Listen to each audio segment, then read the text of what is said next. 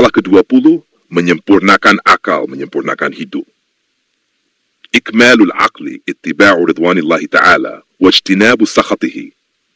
Dikatakan, menyempurnakan akal adalah dengan mengikuti keridhaan Allah Ta'ala dan menjauhi kemurkaannya. Penjelasan dan tadabbur. Akal adalah anugerah besar dari Allah Subhanahu wa Ta'ala yang membedakan manusia dari makhluk lainnya. Namun, akal tidak sempurna hanya karena seseorang bisa berpikir logis atau rasional. Makalah ini menegaskan bahwa kesempurnaan akal sejati adalah ketika seseorang mampu menundukkan akalnya untuk taat kepada Allah dan menjauhi segala hal yang dimurkainya. Artinya, akal bukan hanya alat pikir, melainkan juga alat untuk mengenal dan mendekat kepada Sang Pencipta.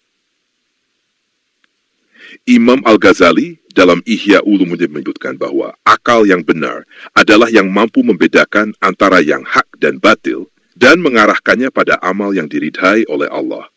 Gus Baha juga menegaskan dalam beberapa ceramahnya bahwa akal tidak cukup hanya cerdas, tetapi harus nuraniyah, yaitu selaras dengan hati yang bersih dan tuntunan ilahi.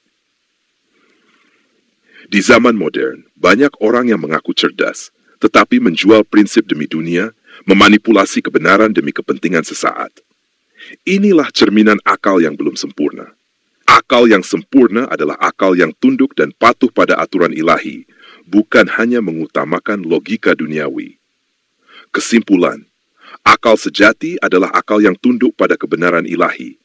Kesempurnaan akal bukan hanya dari kepintaran, tetapi dari ketaatan. Orang yang paling cerdas adalah yang paling takut kepada Allah. Nasihat, gunakanlah akalmu untuk mendekat kepada Allah, bukan menjauh darinya. Jangan jadikan kecerdasan sebagai alat kesombongan, tapi jadikan sebagai jalan menuju kerendahan hati di hadapan Tuhan. Doa ya Allah, karuniakanlah kami akal yang sempurna, yang tunduk kepada kebenaran-Mu dan menjauhkan kami dari kemurkaan-Mu. Jadikan akal kami sebagai cahaya yang membimbing kami menuju surga-Mu. Amin. Makalah ke-21, ilmu adalah tanah air bagi jiwa. La ghurbata lil fadil wa la watana lil jahil.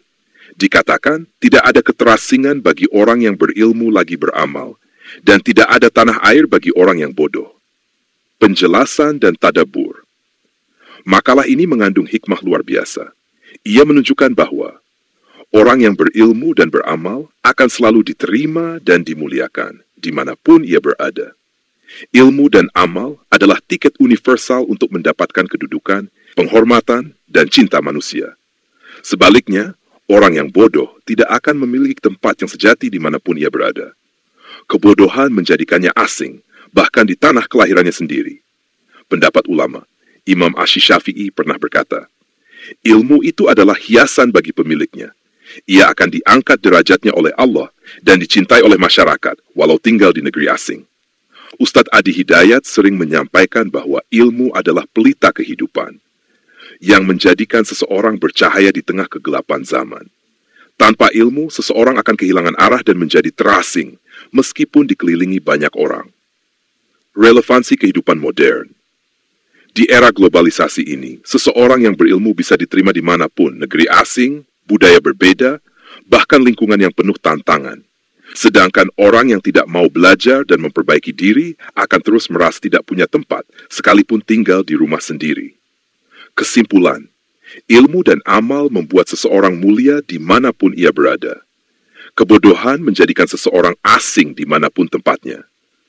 Orang yang berilmu tidak membutuhkan tempat untuk dihargai, karena ilmunya sendirilah yang akan membawa penghargaan itu.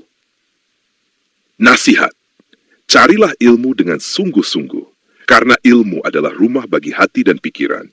Jangan biarkan dirimu terasing hanya karena menolak belajar. Jadilah pribadi yang selalu haus ilmu dan memperbaiki amal. Ya Allah, anugerahkan kepada kami ilmu yang bermanfaat, hati yang khusyuk, dan amal yang diterima. Jadikanlah kami hamba-Mu yang dicintai karena ilmu dan amal, bukan dibenci karena kebodohan. Amin.